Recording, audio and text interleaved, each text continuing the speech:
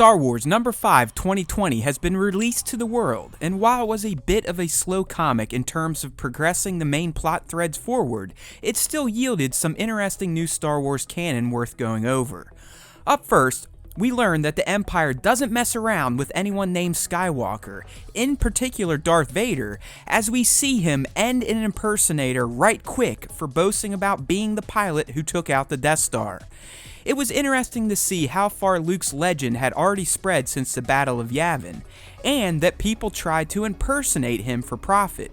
But it was even better to see Vader do his thing, well, because Vader. We then catch back up with Luke, who is headed to Cerelia to look for the female Jedi he has been seeing in his visions. Upon his arrival, he does find her, but she gives chase, leading him to crash a skiff and wash ashore a beach she was last seen on. If you're wondering why this is interesting, that aspect comes from the fact that we learned that Luke, unlike his daddy, freaking loves sand. I thought this was a hilarious move by the writers, and one of the cheekier Star Wars Easter eggs I've ever come across, so kudos to them. Once Luke finds this lady's cave, he gets trapped like a dope, and quite frankly, he's kind of portrayed as a boob in this whole issue.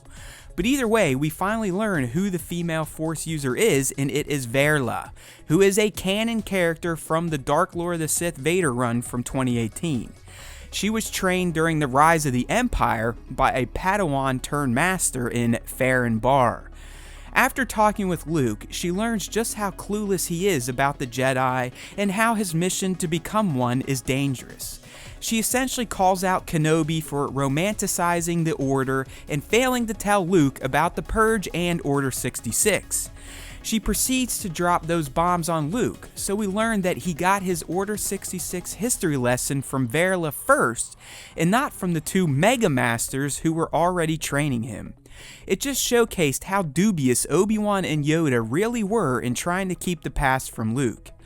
Verla goes on to fill Luke in on the Inquisitors, but when she gets to talking about their master and the worst Jedi hunter of them all, she can start to sense Luke's conflict. And once she realizes he's Vader's son, which he still thinks is bullshit, she prepares him for execution. Cliffhanger time. Thanks for watching. If you enjoyed this video, please consider liking it and subbing to our YouTube channel. We'd also love for you to join in with our weekly Star Wars podcasts, so use the links in this video's description or head to StarWarsTime.net to subscribe to the platform of your choice. There's always time for Star Wars Time, and remember, if you listen to the Star Wars Time show, the Force will be with you, always.